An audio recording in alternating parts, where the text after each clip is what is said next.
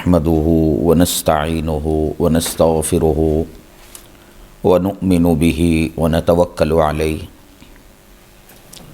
ونعوذ بالله من شرور أنفسنا ومن سيئات أعمالنا ونعوذ بالله من شرور أنفسنا ومن سيئات أعمالنا ونعوذ بالله من شرور أنفسنا ومن سيئات أعمالنا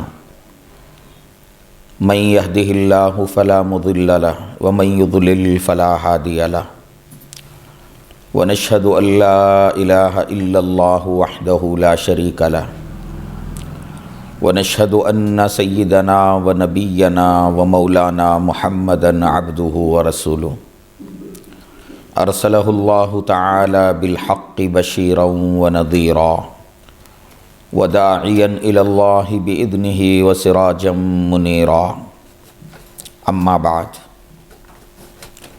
فقد قال رسول الله صلى الله عليه وسلم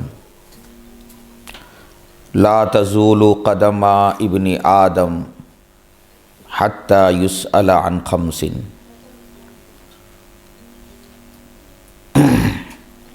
عن عمره فيما أفناه وعن شبابه فيما أبلاه ومن أين اكتسب وفيما أنفق وماذا عمل فيما علم أو كما قال رسول الله صلى الله عليه وسلم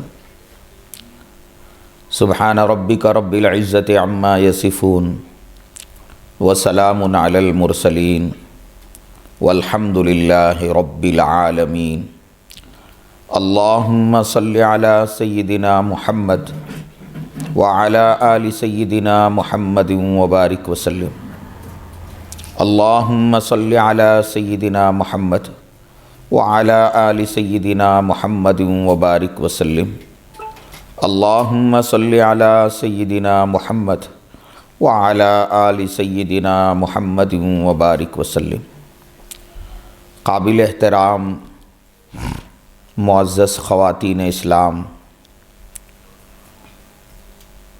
اور معزز مائیں بہنیں، اللہ تبارک و تعالیٰ کا بہت بڑا کرم اور احسان ہوا کہ اللہ تعالیٰ نے ہم سب کو ایک مبارک اجتماع میں شریک ہونے کی توفیق عطا فرمائی۔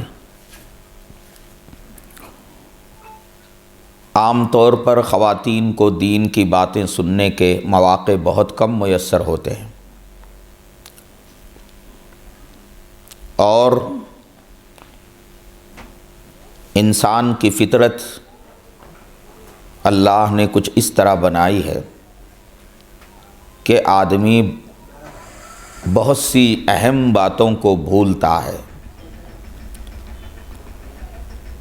بھول اور نسیان انسان کی فطرت میں اللہ نے رکھی ہے۔ اب اگر آدمی دین کے تعلق سے بار بار اگر سنتا نہ ہو اور اس کے سامنے دین کا مذاکرہ نہ ہو تو بہت سی اہم ترین باتیں بھول جاتا ہے اور عملی اعتبار سے کوتاہی میں مبتلا ہو جاتا ہے۔ اسی لیے اللہ تبارک و تعالیٰ نے قرآن مجید میں نبی رحمت صلی اللہ علیہ وآلہ وسلم کو تاکید فرمائی کہ اے نبی صلی اللہ علیہ وآلہ وسلم، آپ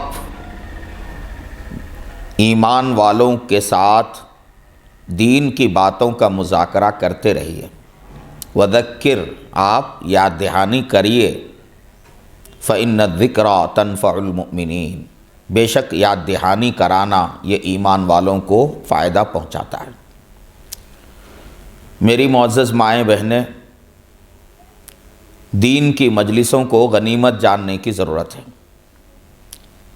اس سے ہمارے اندر آخرت کی فکر پیدا ہوتی ہے اور اپنی کوتاہیوں کا احساس پیدا ہوتا ہے اور اپنے اعمال کو درست کرنے کا اہتمام آدمی کے اندر آ جاتا ہے۔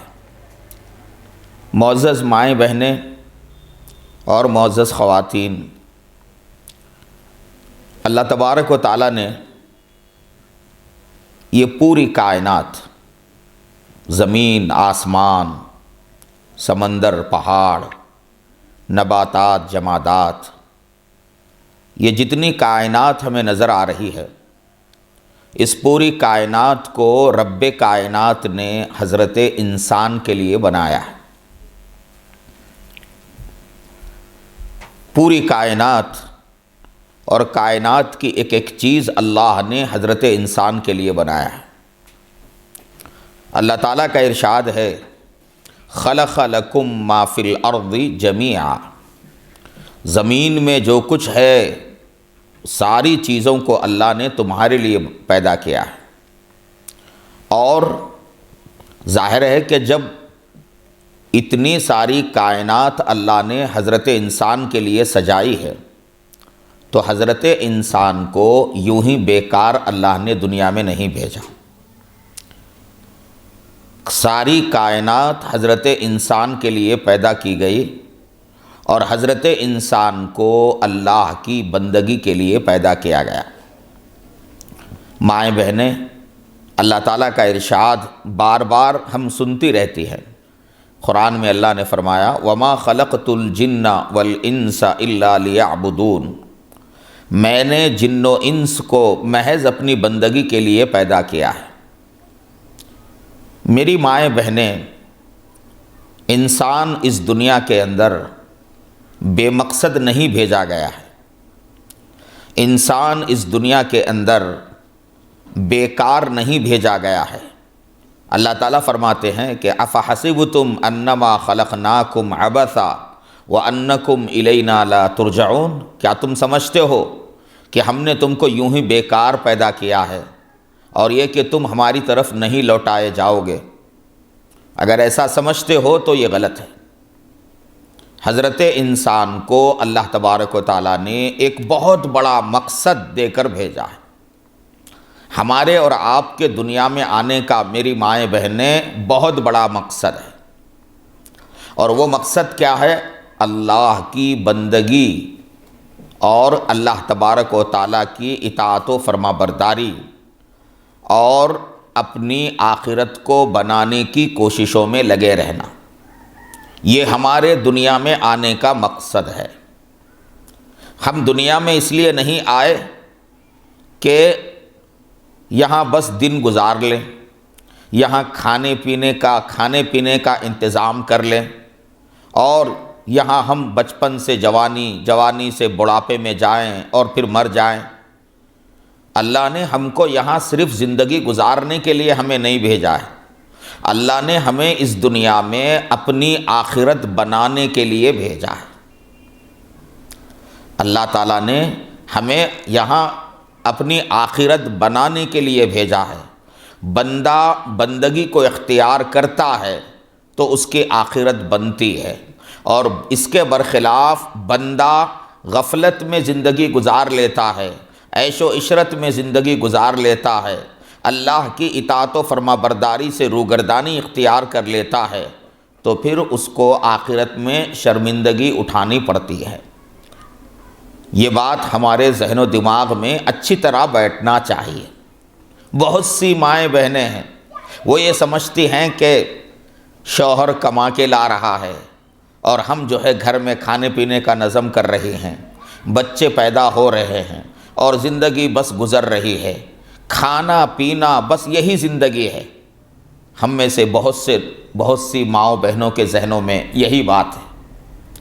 میری معزز مائیں بہنیں، اللہ تبارک و تعالیٰ نے ہمیں جو نعمتیں دنیا میں عطا فرمائی ہیں، ان نعمتوں میں سے ہر نعمت کے بارے میں اللہ تعالیٰ کل قیامت کے دن ہم سے پوچھیں گے۔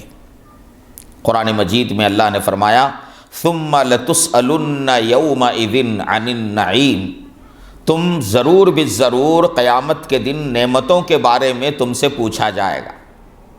اللہ نے جو نعمتیں بھی ہمیں عطا فرمائی ہیں، ان نعمتوں کے بارے میں کل قیامت کے دن ہم سے پوچھا جائے گا، اور ان نعمتوں کو غلط ہم نے استعمال کیا ہوگا اور ان نعمتوں کا جو ہے ان نعمتوں کو ہم نے ضائع کیا ہوگا تو کل قیامت کے دن اللہ تعالی ہماری پکڑ کریں گے۔ معزز مائیں بہنیں، ایک حدیث نبوی میں نے شروع میں پڑھی ہے جس میں اللہ تبارک و تعالی اللہ کے نبی صلی اللہ علیہ وسلم نے فرمایا کہ کل قیامت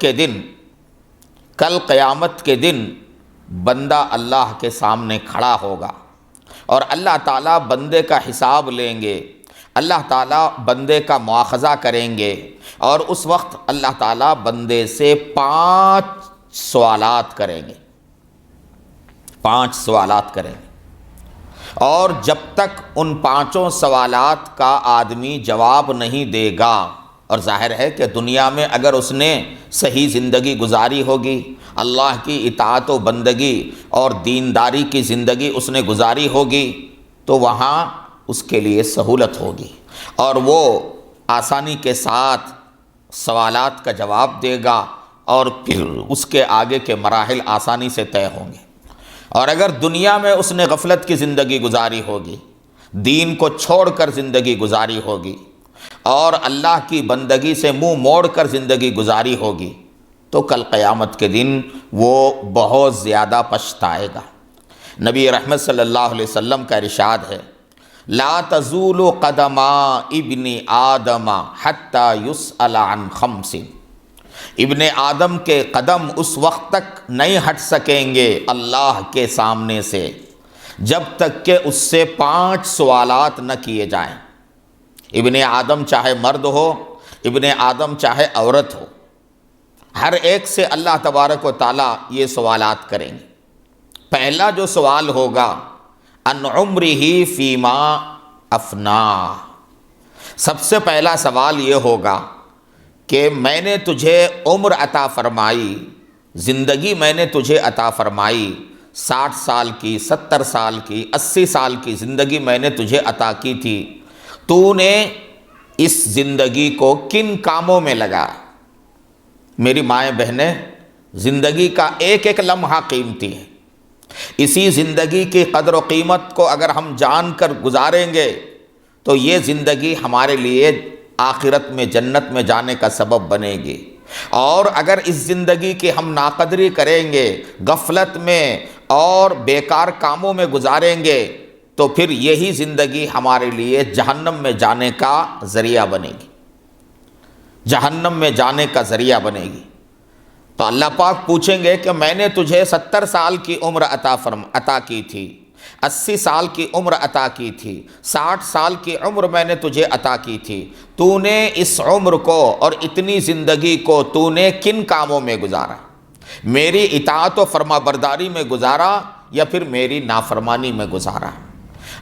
دین پر چل کر میرے حکموں کو پورا کرتے ہوئے تو نے یہ زندگی گزاری، یا پھر دین کو چھوڑ کر میری نافرمانی کرتے ہوئے تو نے یہ زندگی گزاری؟ زندگی میں تو نے نمازوں کا اہتمام کرتا رہا یا پھر نمازوں سے غافل رہ کر تو نے زندگی گزاری؟ میری معزز مائیں، زندگی کا ایک ایک لمحہ قیمتی ہے۔ کل قیامت کے دن ایک ایک لمحے سے متعلق ہم سے سوال ہوگا۔ یہ زندگی کھیل تماشا نہیں ہے کہ ہم جیسے چاہے گزار لیں، گھنٹوں جو ہے بیکاری میں گزاریں۔ کتنی مائیں بہنیں ایسی ہوتی ہیں کہ زندگی کے قیمتی لمحات گھروں میں ٹی وی پر گزار دیتی ہیں، ٹی وی چل رہی ہے، گھر کے سارے احباب، اولاد، ماں باپ سب بیٹھ کر بس کئی گھنٹوں فلموں کے دیکھنے میں، سیریل کے دیکھنے میں گزار دیتے ہیں۔ یہ اللہ کا دیا ہوا وقت ہے، یہ اللہ کی دی ہوئی زندگی ہے۔ اس کو اگر ہم اس طرح ضائع کریں گے تو کل قیامت کے دن ہمیں حساب دینا پڑے گا۔ کل قیامت کے دن اللہ تعالی ہم سے پوچھیں گے کہ اے میری بندی، میں نے تجھے زندگی عطا کی تھی، اتنے سال میں نے تجھے عطا کیے تھے، تو نے اتنے سال کن کاموں میں گزارے؟ اگر ہم اس دنیا کے اندر اپنی زندگی دین پر چل کر گزار رہے ہوں گے اور اللہ اور اس کے رسول کے حکموں کو ہم نے پورا کیا ہوگا تو کل ہم جو ہے سرخرو ہوں گے۔ ہم عرض کر سکیں گے کہ پروردگار، تو نے جو زندگی عطا فرمائی تھی، ہم نے اپنی وسعت بھر اور حتی المقدور اس زندگی کو آپ کی بندگی میں گزارنے کی ہم نے کوشش کی ہے، اور جب کبھی ہم سے غفلت ہوئی، گناہ ہوئے، تو فوراً ہم نے آپ سے سچی توبہ کی ہے۔ پروردگار، آپ نے جیسا حکم دیا تھا اور آپ کے نبی نے جیسی ہدایت کی تھی، ہم نے ویسی زندگی گزاری، یہ جواب ہم دے سکیں گے۔ اور اس کے برخلاف اگر ہماری زندگی کی قیمتی ہماری زندگی کے قیمتی لمحات اگر وقت گزاری میں گزرے ہوں گے، بیکاری میں، لہو و لعب میں، اور لایانی باتوں میں، لایانی کاموں میں، اللہ کی اور اللہ کے رسول کی نافرمانیوں میں، معصیتوں میں ہمارے یہ اوقات اگر گزرے ہوں گے، تو کل قیامت کے دن اللہ کے سامنے ہمیں رسوا ہونا پڑے گا۔ اور ہماری مائیں بہنیں، آپ کو معلوم ہے کہ قیامت کے دن کوئی کسی کا نہیں ہوگا۔ رشتہ داریاں، تعلقات یہ دنیا کے اندر ہیں کہ آدمی ماں باپ ہیں تو اولاد ان کا ساتھ دیتی ہے، رشتہ دار کا رشتہ دار ساتھ دیتا ہے، پڑوسی کا پڑوسی ساتھ دیتا ہے، تو یہ نظام یہاں ہے۔ لیکن کل قیامت کے دن کیا ہوگا؟ قرآن میں اللہ نے فرمایا، یوم یفر المرء من اخیہ و امہ و ابیہ و صاحبتہ و بنیہ، اس دن یعنی قیامت کے دن آدمی اپنے بھائی سے اور اپنی اپنے ماں باپ سے اور اپنی بیوی سے اور اپنی اولاد سے آدمی بھاگے گا، کوئی کسی کی فکر نہیں کرے گا۔ اولاد ماں باپ سے کہے گی کہ امی جان مجھے ایک نیکی کی ضرورت ہے، آپ مجھے ایک نیکی عطا کریں، میرا بیڑا پار ہوگا۔ امی کہے گی، ماں کہے گی کہ نہیں میرے لیے ممکن نہیں ہے، مجھے اپنی فکر ہے، مجھے اپنی اپنے انجام کی فکر ہے۔ ماں باپ انکار کریں گے، ماں باپ اولاد سے نیکی مانگیں گے، اولاد سے کہیں گے کہ بیٹے میں نے تجھے پالا، میں نے تجھے پوسا، میں نے تیری پرورش کی اور تیری راحت کے لیے ہر قسم کی تکلیفیں میں نے برداشت کی، آج مجھے ایک نیکی کی ضرورت پڑ گئی ہے، ایک نیکی اگر تم مجھے دے دو تو میرا بیڑا پار ہو جائے گا۔ بیٹا صاف کہے گا کہ مجھے اپنی فکر ہے، میں پہلے اپنے حساب سے فارغ ہو جاؤں، میں آپ کی مدد نہیں کر سکتا۔ میری مائیں بہنیں، یہ عالم وہاں قیامت کے دن ہوگا۔ تو ایسی صورت میں جو انسان اس دنیا کے اندر غفلت کی زندگی گزارے گا، دین سے دور رہ کر، اللہ کے احکام سے دور رہ کر لہو و لعب اور بیکاری کی زندگی گزارے گا، لایانی کاموں میں، لایانی باتوں میں اپنی زندگی گزارے گا، تو میری مائیں بہنیں کل قیامت کے دن اسے پچھتانا پڑے گا، کل قیامت کے دن اسے پچھتانا پڑے گا۔ میری مائیں بہنیں، یہ زندگی کوئی کھیل تماشا نہیں ہے، یہ زندگی اللہ کی امانت ہے، یہ زندگی اللہ کی امانت ہے، اور امانت دینے والا رب کل قیامت کے دن ہم سے اس کا حساب لے گا، ہم سے اس کا حساب لے گا کہ اگر ہم نے نمازیں ضائع کی ہوں گی، اللہ پوچھیں گے کہ تو نے نماز کیوں نہیں پڑھی۔ اگر ہم نے اللہ کی بندگی میں کوتاہی کی ہوگی، اللہ تعالیٰ پوچھیں گے کہ میں نے تجھے صحت و تندرستی عطا کی تھی، میں نے تجھے بہترین تندرستی عطا کی تھی، لیکن تو نے میری عبادت میں کیوں کوتاہی کی؟ تو اللہ تبارک و تعالیٰ سب سے پہلا سوال زندگی کے بارے میں کریں گے۔ اس لیے ہم میں سے ہر ایک کو، میری مائیں بہنیں، ہم میں سے ہر ایک کو سوچنا ہے کہ ہماری زندگی کیسے گزر رہی ہے، ہماری زندگی خدا و رسول کے بتائے ہوئے طریقے کے مطابق گزر رہی ہے، یا ہماری زندگی کے لمحات یوں ہی ضائع ہو رہے ہیں، یوں ہی ضائع ہو رہے ہیں۔ میری مائیں بہنیں، ہم کو جائزہ لینا ہے۔ آج جائزہ لے کر اگر ہم اپنی زندگی کا رخ صحیح کر لیں گے تو کل قیامت کے دن پشیمانی سے، ندامت سے اور پچھتاوے سے ہم بچیں گے۔ اور اگر آج ہم نے اپنا جائزہ نہیں لیا اور اپنی زندگی کے رخ کو صحیح نہیں کیا اور اپنی کوتاہیوں کو دور کرنے کی ہم نے فکر نہیں کی اور زندگی کے قیمتی لمحات کو یوں ہی ہم ضائع کرتے رہے، تو میری مائیں بہنیں، کل کا قیامت کا دن ہمارے لیے بہت رسوائی کا سبب بنے گا، بہت زیادہ شرمندگی کا سبب بنے گا۔ تو ہم سب کو اپنی زندگی کا جائزہ لینا ہے کہ میری زندگی کیسے گزر رہی ہے، میری زندگی میں نمازوں کی پابندی ہے یا نہیں ہے، میری زندگی کے اندر کیا میں قرآن پاک کی تلاوت کر رہی ہوں یا نہیں کر رہی ہوں، میری زندگی کو کیا میں گناہوں سے بچا کر اپنے آپ کو اپنی زندگی گزار رہی ہوں یا مجھ سے گناہ ہو رہے ہیں۔ ہر گزرتے دن کے ساتھ میری نیکیوں میں اضافہ ہو رہا ہے یا پھر جو ہے میری برائیوں میں اضافہ ہو رہا ہے۔ میری مائیں بہنیں، ہم جیسے جیسے آگے بڑھ رہی ہیں تو ہم یا تو جہنم سے قریب ہو رہے ہیں یا پھر جنت سے قریب ہو رہے ہیں۔ آدمی اپنا جائزہ لے سکتا ہے، ہر آدمی اور ہر مرد اور ہر عورت اپنا جائزہ لے سکتی ہے کہ میں جنت سے قریب ہو رہی ہوں یا جہنم سے قریب ہو رہی ہوں۔ وہ کیسے جائزہ؟ ہم غور کریں کہ ہماری زندگی کیسے گزر رہی ہے۔ اگر خدا کی جو ہے بندگی کے ساتھ ہماری زندگی گزر رہی ہے اور گناہوں سے اپنے آپ کو بچا کر اطاعت و فرما برداری کی زندگی ہم گزار رہے ہیں تو اس کا مطلب یہ ہے کہ ہم جنت سے قریب ہو رہے ہیں، ہم جنت سے قریب ہو رہے ہیں۔ اس کے برخلاف اگر ہم غفلت کی زندگی گزار رہے ہیں، نہ نمازوں کی پرواہ ہے، نہ اللہ کے احکام کی پرواہ ہے، نہ نبی کی سنتوں کا پاس و لحاظ ہے، نہ اللہ تبارک و تعالیٰ کی نافرمانیوں سے بچنے کی فکر ہے، بس جانوروں کی طرح زندگی گزر رہی ہے کہ کما رہے ہیں کھا رہے ہیں، کما رہے ہیں کھا رہے ہیں، زندگی بس جو ہے گزرتی چلی جا رہی ہے، تو میری مائیں بہنیں اگر ایسی بات ہوگی تو اس کا مطلب یہ ہے کہ ہم جہنم سے قریب ہو رہے ہیں۔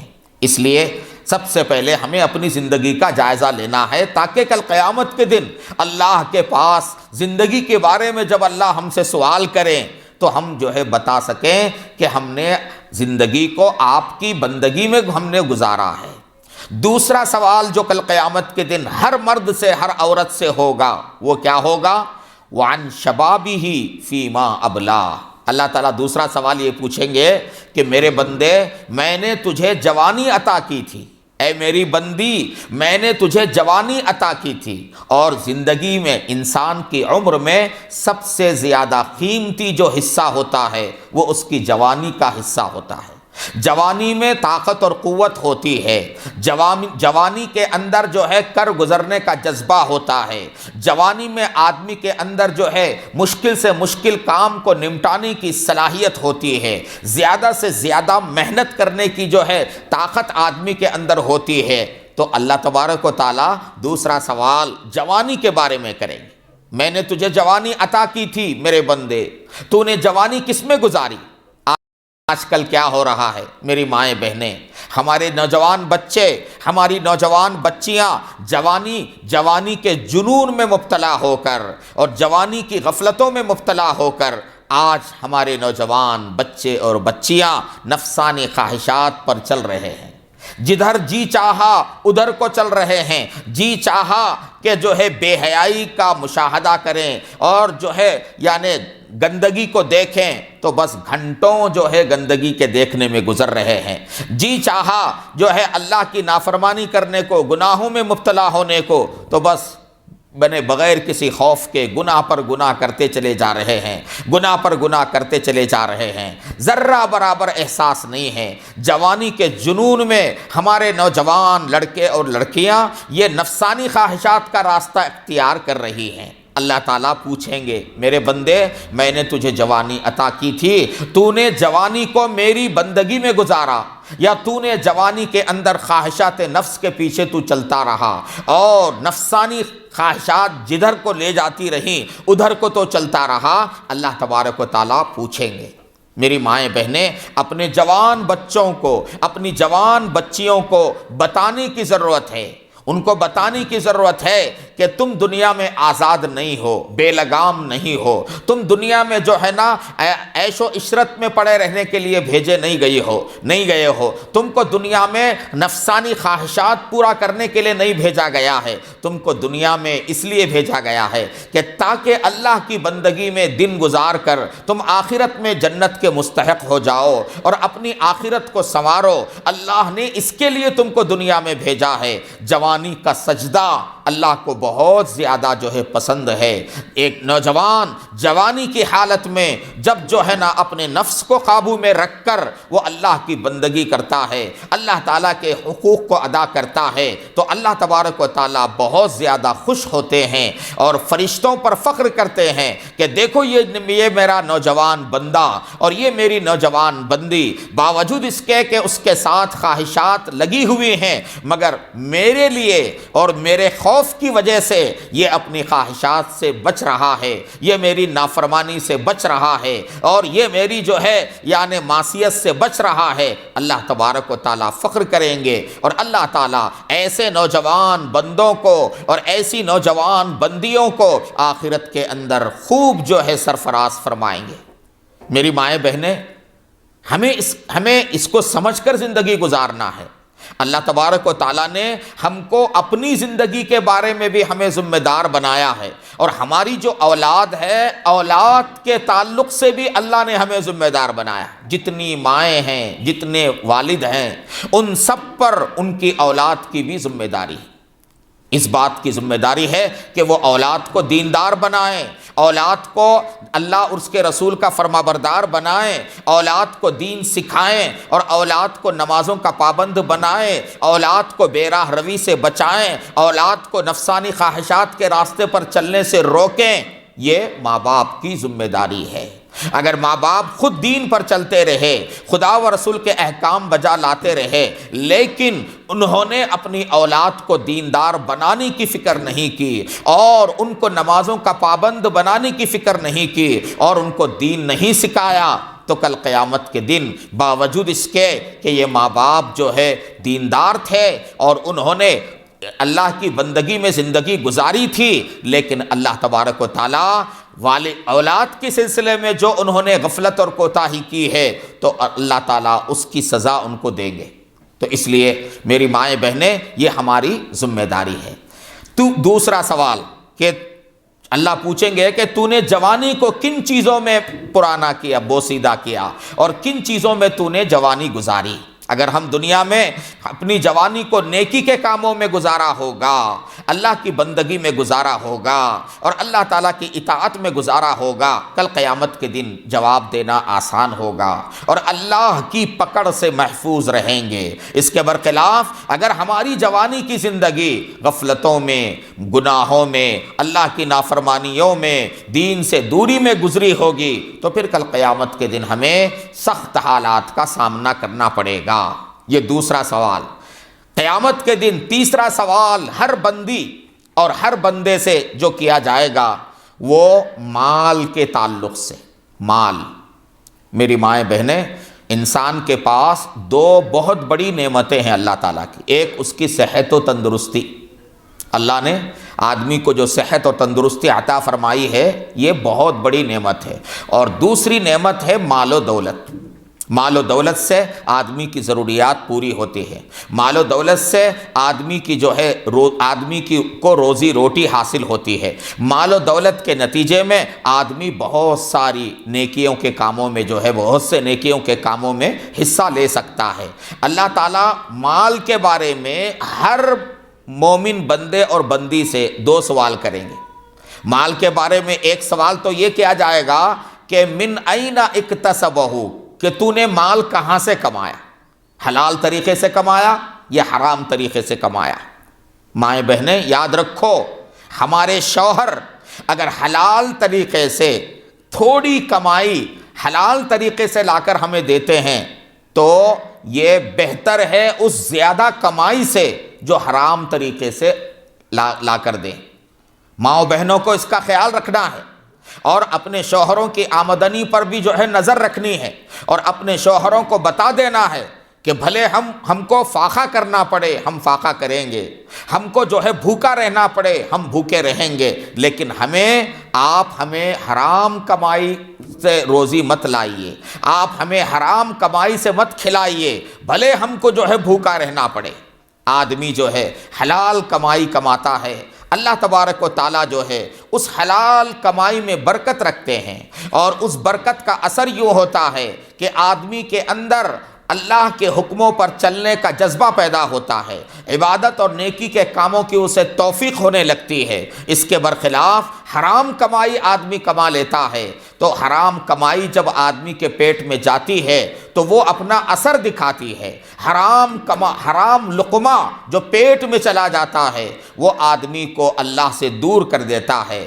حرام روزی کی وجہ سے آدمی کے لیے اللہ کی اطاعت اور بندگی مشکل ہو جاتی ہے، دین کی طرف طبیعت نہیں آتی، اللہ اور اس کے رسول کے حکموں کو پورا کرنے کی طرف طبیعت جو ہے آمادہ نہیں ہوتی۔ اس لیے میری مائیں بہنیں، یہ سوال ہم ذہن میں رکھیں کہ اللہ پاک مال کے بارے میں پہلا سوال یہ کریں گے کہ تو نے یہ مال کہاں سے کمایا، تو نے یہ مال کہاں سے کمایا۔ اب دنیا میں ہم نے جو کچھ کمایا ہے یا ہمارے گھروں میں جو کچھ مال ہے، آمدنی ہے، اگر وہ حلال ہوگی تو آخرت میں پکڑ نہیں ہوگی، آخرت میں پکڑ نہیں ہوگی اور وہاں جو ہے ہم چھوٹ جائیں گے۔ اس کے برخلاف اگر ہم نے دنیا میں حلال و حرام کی تمیز کو ختم کر دیا، بس ہمارے ذہنوں میں یہی بات رہی کہ جیسا بھی ہو مال ہونا چاہیے، مال اگر جہیز کے مطالبے کے ذریعے آتا ہے، گھوڑے جوڑے کے مطالبے کے ذریعے آتا ہے تو آنے دو، مال اگر سود کے ذریعے آتا ہے تو آنے دو، مال اگر رشوت کے ذریعے آتا ہے تو آنے دو، کسی بھی طریقے سے مال آتا ہے تو مال آنے دو۔ اگر ہم نے ایسا کیا ہوگا تو یہ حرام مال، اللہ کے نبی صلی اللہ علیہ وسلم فرماتے ہیں کہ جو انسانی جسم حرام مال سے پلا بڑا ہو اس کے لیے جہنم کی آگ ہی زیادہ بہتر ہے، یعنی وہ جسم اس لائق ہے کہ اسے جہنم کی آگ کے حوالے کر دیا جائے۔ تو اس لیے میری مائیں بہنیں، ہمیں کمائی کے اندر حلال و حرام کو دیکھنا ہے، ہمیں کمائی آمدنی کے اندر حلال و حرام کا لحاظ رکھنا ہے۔ آپ ماشاءاللہ گھریلو زندگی گزارتی ہیں، آپ کے شوہر جو ہے وہ جو بھی کاروبار کرتے ہوں اور ان کی جو بھی آمدنی ہو تو ہمیں اس پر جو ہے نا توجہ دینا چاہیے کہ کہیں ایسا نہ ہو کہ ہمارے شوہر ہماری محبت میں، آل و اولاد کی محبت میں، بیوی بچوں کی محبت میں کہ بیوی بچوں کو میں زیادہ سے زیادہ جو ہے راحت پہنچاؤں، اس محبت میں کہیں ہمارے شوہر حرام طریقے سے تو نہیں کما رہے ہیں، کہیں جو ہے حرام کمائی تو ہمیں نہیں کھلا رہے ہیں، یہ اس کی طرف بھی جو ہے توجہ ہونی چاہیے اور اس کی بھی جو ہے ہمیں فکر کرنی چاہیے اور اپنے شوہروں کو اس کی تلقین کرنی چاہیے کہ حلال روزی بھلے تھوڑی کیوں نہ ہو وہ ہمارے لیے کافی ہے حرام زیادہ روزی کے مقابلے میں۔ تو ہمارا مزاج بنے گا تو ہمارے شوہر بھی جو ہے وہ ہماری محبت میں حلال و حرام کی تمیز کیے بغیر وہ جو ہے نا آمدنی میں اضافے کی فکر نہیں کریں گے، بلکہ وہ حلال دائرے میں رہ کر ہی کمائیں گے اور ہمیں حلال لقمہ ہی کھلائیں گے۔ تو مال سے متعلق ایک سوال تو یہ ہوگا کہ تو نے مال کیسے کمایا، اور دوسرا سوال یہ ہوگا کہ اگر تو نے مال حلال طریقے سے کمایا ہے تو اس مال کو تو نے کہاں خرچ کیا، یہ ایک بہت بڑا سوال ہوگا۔ میری مائیں بہنیں، عام طور پر ہمارے گھروں میں عورتوں کو اس کا لحاظ نہیں ہوتا۔ جو بھی شوہر کما کے لاتا ہے یہ نہیں سوچتی کہ کتنی محنتوں سے یہ کمائی آئی ہے اور کتنی مشقتوں سے شوہر نے کمایا ہے۔ اب عورتوں کا مزاج کیا ہے، شاپنگ کے لیے نکل پڑتی ہیں، ضروری غیر ضروری ہر چیز جو ہے خریدنے لگتی ہیں، کپڑے موجود ہیں پھر بھی کپڑے خریدے جاتے ہیں، چپل موجود ہیں پھر بھی چپل خریدے جاتے ہیں، گھر کے سامان پہلے سے پڑے ہیں مگر پھر جو ہے اس کو خریدا جاتا ہے۔ میری مائیں بہنیں، اللہ تعالیٰ کو جا کر جواب دینا پڑے گا کہ جو حلال کمائی ہم نے کمایا ہے اسے ہم نے کہاں خرچ کیا، نیکی کے کاموں میں خرچ کیا اور اپنی ضرورتوں میں ضرورت کے مطابق خرچ کیا یا پھر برائیوں کے کاموں میں خرچ کیا اور ضرورتوں میں ضرورت سے زیادہ خرچ کیا۔ آج ہم مسلمانوں کا مزاج کیسا بن رہا ہے، شادی بیاہ کے موقع پر اللہ کی یہ جو نعمت ہے، مال کی نعمت، جس مال کے ذریعے دین کے بڑے بڑے کام کیے جا سکتے ہیں، مدرسے چلائے جا سکتے ہیں، مسجدیں بنائی جا سکتی ہیں اور اللہ کے بے شمار محتاج بندوں کی مدد کی جا سکتی ہے، ان کی حاجت روائی کی جا سکتی ہے اور اس کے ذریعے سے جنت کے ہم مستحق ہو سکتے ہیں، ایسے مال کو شادی بیاہ کے موقع پر اتنا جو ہے ضائع کیا جا رہا ہے۔ الامان الحفیظ، لاکھوں روپیے ولیمے میں خرچ ہوتے ہیں، لاکھوں روپیے جو ہے شادی خانے کے کرائے میں خرچ ہوتے ہیں، لاکھوں روپیے جو ہے غیر ضروری جو ہے چیزوں کی خریدی میں خرچ ہوتی ہیں۔ میری مائیں بہنیں، یہ یوں ہی ختم ہونے والی چیز نہیں ہے، کل قیامت کے دن ہمیں جواب دینا پڑے گا۔ اگر ہم مال اپنی ضرورت کے لیے استعمال کر رہے ہیں، بالکل اجازت ہے، اللہ تعالیٰ نے پوری اجازت دی ہے، مگر اس میں بھی شرط لگائی گئی کہ اپنی ضرورت کے لیے تم اگر مال استعمال کر رہے ہو تو جتنی ضرورت ہے اتنا ہی استعمال کرو، ضرورت سے زیادہ اور ضرورت سے ہٹ کر استعمال کرنے کی اجازت نہیں ہے۔ اگر کریں گے تو پھر کل قیامت کے دن اس کا حساب دینا ہوگا۔ ضرورتوں میں ضرورت سے زیادہ استعمال کرنے پر اللہ کے پاس جب پکڑ ہوگی تو میری مائیں بہنیں ذرا بتائیں کہ اگر ہم نے اپنا مال گناہوں میں خرچ کیا ہوگا تو اس کا وبال کتنا ہوگا۔ بہت سے مسلمان ماؤں بہنوں کا جو ہے نا مال اور بہت سے مسلمان مردوں کا جو مال ہے وہ گناہوں کے کاموں میں خرچ ہو رہا ہے۔ شادی کے موقع پر بینڈ باجے کی شکل میں یا شادی کے موقع پر جو ہے شادی خانے کے اندر رقص و سرود کی محفلوں کو سجانے میں، اور اسی طرح سے شادی کے موقع پر کھانے کے اندر حد سے زیادہ اسراف، یعنی ایک ایک ولیمے کے اندر 20 ایٹموں کا اہتمام، 10 ایٹموں کا اہتمام، ظاہر ہے کہ یہ فضول خرچی ہے، یہ فضول خرچی ہے، اس کے بارے میں یوں ہی چھوڑا نہیں جائے گا، اللہ تبارک و تعالیٰ کے پاس جواب دینا پڑے گا۔ تو میری مائیں بہنیں، مال کی جو نعمت ہے اس نعمت کو صحیح استعمال کرنا ہمیں سیکھنا چاہیے، اور اس کو جو ہے ضائع ہونے نہیں دینا چاہیے۔ پائی کے بارے میں ہمیں فکر کرنا چاہیے، کل ایک ایک پائی کے بارے میں اللہ تعالیٰ پوچھیں گے، اللہ تعالیٰ جو ہے حساب لیں گے، ایک ایک نعمت کے بارے میں اللہ تبارک و تعالیٰ جو ہے ہم سے حساب لیں گے۔ میری معزز مائیں، یہ 4 سوال ہو گئے۔ ایک تو عمر کے بارے میں سوال کہ تو نے عمر کیمے گزاری، دوسرا جوانی کے بارے میں سوال کہ تو نے جوانی کیمے گزاری، تیسرا مال کے بارے میں سوال کہ تو نے مال کہاں سے کمایا، حلال طریقے سے کمایا یا حرام طریقے سے کمایا، اور چوتھا جو سوال ہوگا وہ جو ہے نا مال کے بارے میں کہ اگر تو نے مال حلال طریقے سے کمایا ہوگا تو اس کو تو نے کہاں خرچ کیا، حلال راستوں میں خرچ کیا، نیکی کے کاموں میں خرچ کیا، اللہ کے بندوں کی جو ہے حاجت روائی میں خرچ کیا، دین کے کاموں میں تو نے خرچ کیا، یا پھر خواہشات پوری کرنے میں تو نے مال خرچ کیا، گناہوں کے راستے پر تو نے مال کو لٹایا، اللہ اور اس کے رسول صلی اللہ علیہ وسلم کی نافرمانیوں میں تو نے مال کو لٹایا، اللہ تعالیٰ کی طرف سے پوچھ ہوگی۔ یہ 4 سوالات ہیں، اور آخری سوال یہ کہا جائے گا وَمَاذَا عَمِلَ فِيمَا عَلِمَ، تو جو کچھ جانتا تھا دین کے بارے میں، اللہ اور اس کے رسول صلی اللہ علیہ وسلم کے بارے میں اور دین کی باتوں کے بارے میں، جو کچھ تو جانتا تھا اس پر تو نے کتنا عمل کیا۔ میری مائیں بہنیں یاد رکھیں، دین کا علم حاصل کرنا ضروری ہے، لیکن دین کا علم حاصل کرنا جتنا ضروری ہے اتنا ہی ضروری دین پر عمل کرنا بھی ہے۔ آدمی نے دین کی کوئی بات جانی اور جان کر جو ہے اس سے متعلق وہ بات ہے اور اس کو عمل کرنا ہے، لیکن اس نے عمل نہیں کیا تو یہ جاننا کل قیامت کے دن ہمارے لیے وبال بنے گا۔ اللہ فرمائیں گے کہ میرے بندے، تجھے معلوم تھا کہ 5 نمازیں فرض ہیں لیکن تو نے نمازوں کی پابندی نہیں کی۔ میرے بندے، تجھے معلوم تھا کہ ماں باپ کی فرما برداری فرض ہے لیکن تو نے ماں باپ کی نافرمانی کی۔ میرے بندے، تجھے معلوم تھا کہ سونے چاندی کے زیورات میں زکوٰۃ نکالنا فرض ہے لیکن تو نے زکوٰۃ کیوں نہیں ادا کی۔ میرے بندے، تجھے معلوم تھا کہ سود سے بچنا ہے لیکن تو سود سے کیوں نہیں بچا۔ اللہ تبارک و تعالیٰ پوچھیں گے جن جن چیزوں کا ہمیں علم ہوگا، اور علم ہونے کے باوجود اگر ان چیزوں پر ہم نے عمل نہیں کیا ہوگا تو کل قیامت کے دن اللہ تعالیٰ اس کی سخت سزا دیں گے۔ میری مائیں بہنیں، اللہ پوچھیں گے کہ وَمَاذَا عَمِلَ فِيمَا عَلِمَ، کہ جتنا تجھے دین کا علم تھا اس پر تو نے کتنا عمل کیا۔ میری مائیں، آپ بتائیں، آج کس کو پتہ نہیں کہ شب و روز میں 5 نمازیں اللہ نے فرض فرمائی ہیں؟ ہر آدمی جانتا ہے، مرد بھی جانتے ہیں، عورتیں بھی جانتے ہیں، بچے بھی جانتے ہیں، بوڑھے بھی جانتے ہیں، سب جانتے ہیں کہ اسلام میں نماز کا مقام کیا ہے۔ اللہ کے نبی صلی اللہ علیہ وسلم نے یہاں تک فرمایا کہ جس کی زندگی میں نماز نہیں، اس کی زندگی میں دین نہیں۔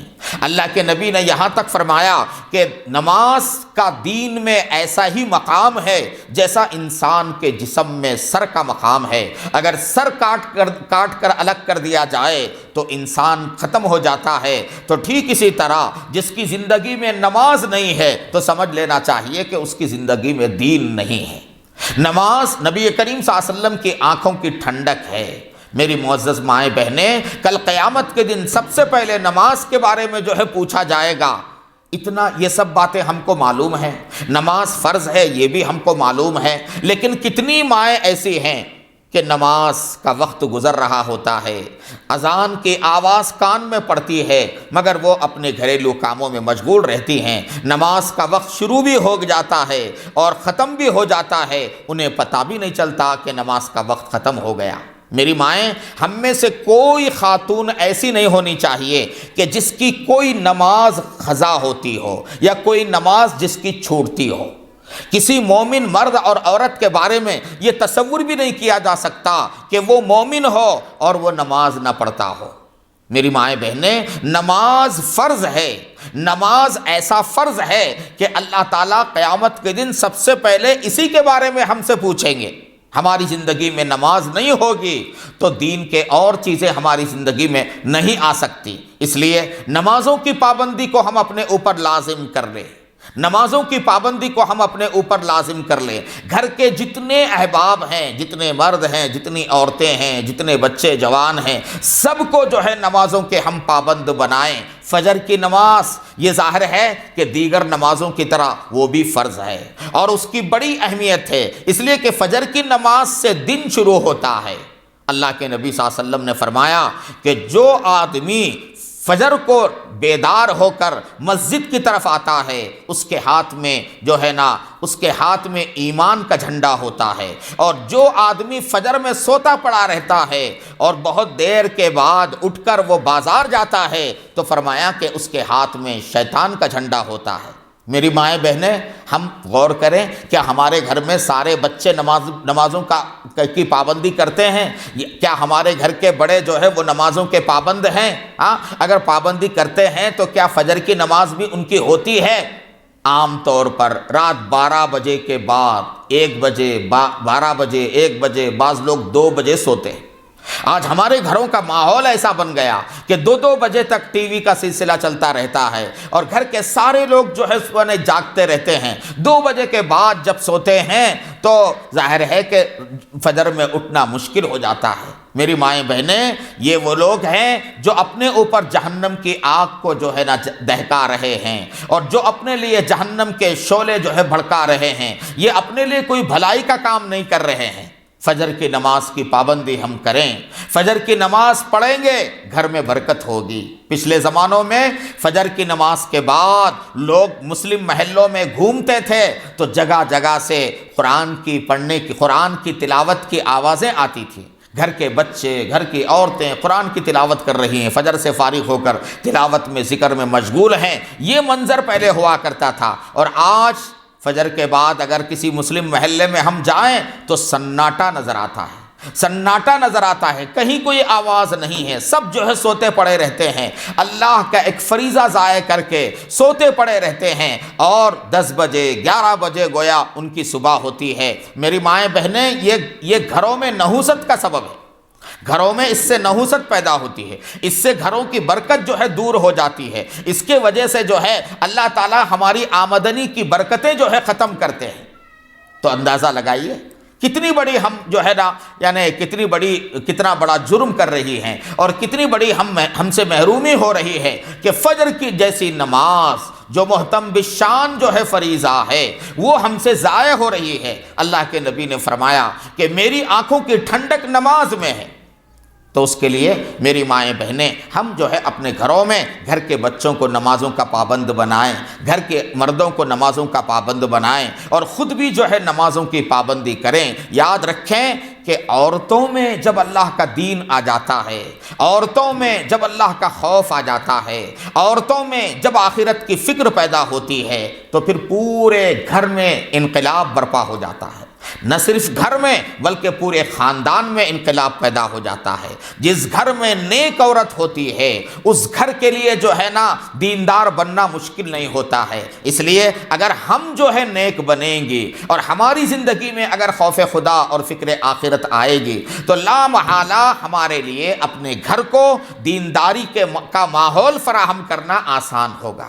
اصل مسئلہ تو یہ ہے کہ گھر کی عورتیں بے دین ہو رہی ہیں، گھر کی عورتیں جو ہے یعنی نمازیں چھوڑ کر جو ہے پڑی رہتی ہیں اور سوتی رہتی ہیں، غفلت میں مبتلا رہتی ہیں۔ میری مائیں بہنیں، اس کا نتیجہ یہ ہو رہا ہے کہ پورا گھر بے دینی کے ماحول میں رنگ رہا ہے، پورا گھر جو ہے نا انتہائی جو ہے بے برکتی کے ماحول میں رنگ جاتا ہے۔ تو اس لیے میری معزز مائیں بہنیں، آپ سب سے گزارش ہے کہ آپ نمازوں کی پابندی کریں۔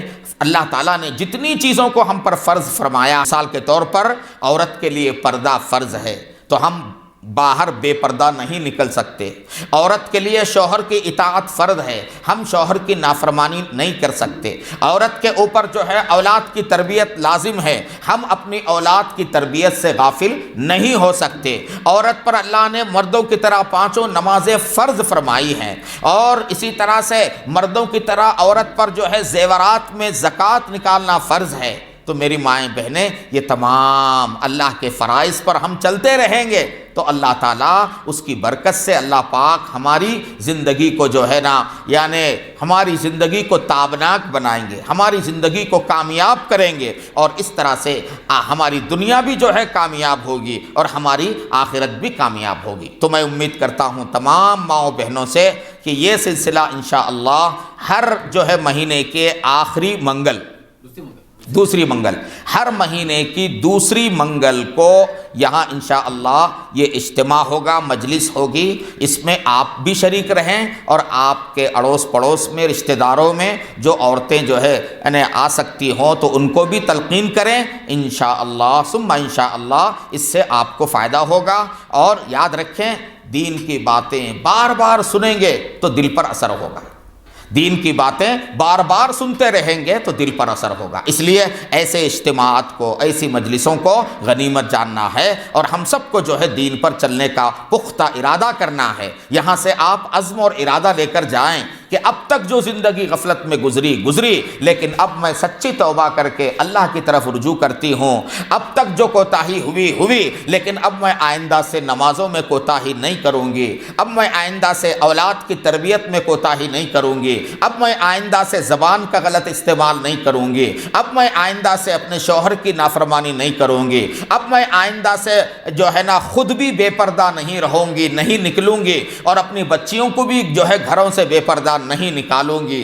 اب میں آئندہ سے لباس میں، وضاحتہ میں، ہر چیز میں شریعت کی میں جو ہے پابند رہوں گی۔ یہاں سے آپ عزم اور ارادہ لے کر جائیں۔ بندہ ارادہ کرتا ہے اور سچا ارادہ جب بندے کا ہوتا ہے اللہ کی مدد اس کو آتی ہے اور اللہ پاک اس کے لیے دین پر چلنا آسان کر دیتے ہیں۔ اللہ تعالیٰ آج کے ہمارے اس بیٹھنے کو اور کہنے سننے کو بے حد اللہ تعالیٰ قبول فرمائے، اور یہ ادارہ مدرسہ عربیہ ارشاد العلوم جو اس علاقے میں گزشتہ 20 سال سے ماشاءاللہ کام کر رہا ہے، اور یہاں سے اب تک جو ہے نا 20 نہیں بلکہ 50 بچیاں عالمہ فاضلہ بن کر، حافظہ بن کر یہاں سے نکلی ہیں، اور اس پورے علاقے میں یہ ادارہ ماشاءاللہ یعنی اس پورے علاقے کو سیراب کر رہا ہے۔ تو اس لیے میری مائیں بہنیں، آپ کی ذمہ داری ہے کہ اس ادارے کا آپ تعاون کریں۔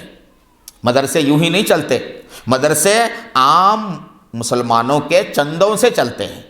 عام مسلمان جو کچھ تعاون کرتے ہیں تو اس سے مدرسے کی عمارت بھی بنتی ہے، مدرسے کے معلمات کو، اساتذہ کو تنخواہیں دی جاتی ہیں، اور مدرسے کی ضروریات کی تکمیل بھی ہوتی ہے۔ تو اللہ نے آپ کو نوازا ہے، آپ کے شوہروں کو اللہ نے نوازا ہے، تو مال کو دین کے کاموں میں خرچ کرنے کی آپ تلقین کریں۔ اللہ کے نبی صلی اللہ علیہ وسلم کے زمانے میں اللہ کے نبی صلی اللہ علیہ وسلم عید کی نماز پڑھ کر جب واپس ہوتے تھے تو عورتوں کے پاس جاتے تھے اور پردے کے اندر عورتوں کو نصیحت فرماتے تھے، اور نصیحت کر کے آخر میں کہتے تھے کہ جس کے پاس جو بھی دین کے لیے تعاون کرنے کے لیے ہے وہ جتنا تعاون کر سکیں، اللہ کے لیے، اللہ کے دین کے لیے جو کچھ دے سکتے ہوں تو دیں۔ تو اس زمانے میں عورتیں اپنی بالیاں نکال کر اللہ کے دین کے لیے خرچ کرتی تھیں، اپنے زیورات کو جو ہے اللہ کے دین کے لیے دیا کرتی تھیں۔ تو جو ہے نا خرچ کرنا یہ صرف مردوں ہی کا کام نہیں ہے، عورتیں بھی جو ہے شروع سے نبی صلی اللہ علیہ وسلم کے زمانے ہی سے عورتیں بھی خرچ کرتی آئی ہیں۔ تو یہ خرچ کرنا کسی اور کے لیے نہیں ہے، اپنی آخرت کے لیے ہے۔ ہم 1 روپیہ بھی خرچ کریں گے، اللہ فرماتے ہیں کہ میں قیامت کے دن تم کو لوٹاؤں گا، اور کئی گنا اضافہ کر کے میں لوٹاؤں گا۔ تو اس لیے میری مائیں بہنیں، ہمارا یہ خرچ کرنا یہ بیکار نہیں جائے گا، ہم اللہ کے پاس اس کو محفوظ کر رہے ہیں۔ تو جتنا اپنے سے ہو سکے دین کے کاموں میں خرچ کرنے کا اہتمام کرتے رہنا چاہیے۔ اللہ تعالیٰ مجھے اور آپ کو اور پوری امت کو اللہ پاک دین پر چلنے کی توفیق عطا فرمائے، اور جو باتیں اس وقت سنائی گئی ہیں اللہ تعالیٰ سنانے والے کو بھی اور سننے والوں کو بھی سب کو اللہ تبارک و تعالیٰ عمل کی توفیق عطا فرمائے۔ وآخر دعوانا ان الحمد للہ رب العالمین۔ لا الہ الا اللہ محمد الرسول اللہ صلی اللہ علیہ وسلم۔ درود شریف پڑھ لیجئے، دعا کر لیں۔ اللہم صلی علی سیدنا محمد وعلی آل سیدنا محمد مبارک وسلم۔ اللہم صلی علی محمد عدد من صلی علیہ، اللہم صلی علی محمد عدد من لم يصلی علیہ، اللہم صلی علی محمد کما امرت ان یصلی علیہ، اللہم صلی علی محمد کما تحب ان تصلی علیہ، اللہم صلی علی محمد ملء السماوات والارض وملء ما بینہما، اللہم صلی علی محمد، اللہم صلی علی محمد عدد اوراق الاشجار، اللہم صلی علی محمد عدد قطرات الامطار، اللہم لک الحمد کما ینبغی لجلال وجہک وعظیم سلطانک، لا الہ الا انت سبحانک انی کنت من الظالمین، لا الہ الا انت سبحانک انی کنت من الظالمین، لا الہ الا اللہ الحلیم الکریم، سبحان اللہ رب العرش العظیم، والحمد للہ رب العالمین، نسألک موجبات رحمتک وعزائم مغفرتک والغنیمة من كل بر والسلامة من كل إثم، اللهم لا تدع لنا ذنبا إلا غفرته ولا هما إلا فرجته ولا كربا إلا كشفته ولا مريضا إلا شفيته ولا دينا إلا أديته ولا حاجة من حوائج الدنيا والآخرة إلا قضيتها ويسرتها يا أرحم الراحمين۔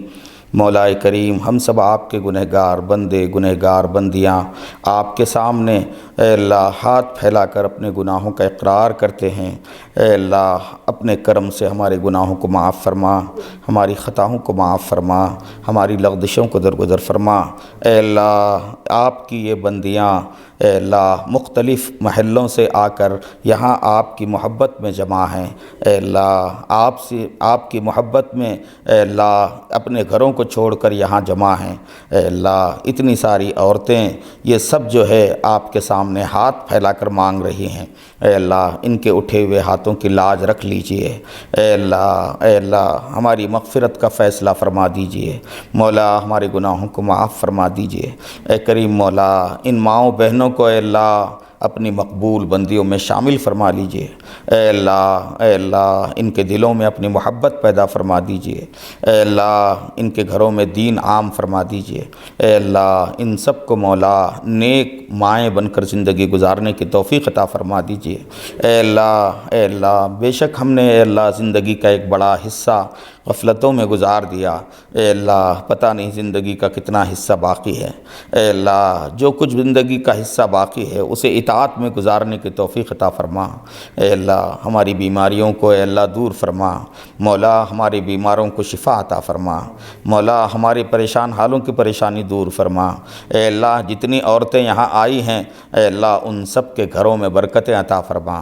اے اللہ ان کی آمدنیوں میں برکتیں عطا فرما۔ اے اللہ میاں بیوی کے درمیان محبتیں پیدا فرما۔ اے اللہ ناچاقیوں کو دور فرما۔ اے اللہ جو بے اولاد ہیں ان کو نیک اولاد عطا فرما۔ فرما۔ اے اللہ جن کی اولاد نافرمان ہے اے اللہ ان کی اولاد کو نیک اور فرما بردار بنا۔ اے اللہ رحم کا، کرم کا، عافیت کا، سہولت کا معاملہ فرما۔ مرتے دم تک دین پر قائم رہنے کی توفیق عطا فرما۔ اے اللہ جب اپنے اپنے وقتوں پر موت آئے تو ایمان پر خاتمہ عطا فرما۔ اے اللہ ہم تو گنہگار، اے اللہ سیاہ کار بندے ہیں، اے اللہ آپ کی رحمت کے طلبگار ہیں۔ مولا اپنی رحمت سے ہمیں مایوس نہ فرما۔ اے اللہ ہمیں اپنے نیک بندوں میں شامل فرما۔ اے اللہ ہمارے لیے دین پر چلنا آسان فرما۔ اے اللہ گناہوں سے بچنا آسان فرما۔ نفس و شیطان کے حملوں سے ہمیں محفوظ فرما۔ اے اللہ ہماری جائز مرادوں کو اپنے کرم سے پورا فرما۔ اے اللہ پوری دنیا کے مسلمانوں پر رحم فرما۔ اے اللہ جہاں جہاں مسلمان پریشان ہیں مولا ان کی پریشانیوں کو دور فرما۔ اے اللہ ان آنے والی ماؤں بہنوں کی جائز مرادوں کو پورا فرما۔ اے اللہ ان میں جو بیمار ہیں ان کو شفا نصیب فرما۔ اے اللہ ان میں جن کے شوہر اے اللہ پریشان ہیں ان کی پریشانی کو دور فرما۔ اے اللہ جن کی آمدنی کم ہے اے اللہ ان کی آمدنی میں برکتیں عطا فرما۔ ربنا ظلمنا انفسنا وان لم تغفر لنا وترحمنا لنكونن من الخاسرین رب اغفر وارحم وانت خیر الراحمین وصلی وسلم وبارک علی حبیبک سیدنا محمد وعلی آلہ وصحبہ اجمعین والحمد للہ رب العالمین۔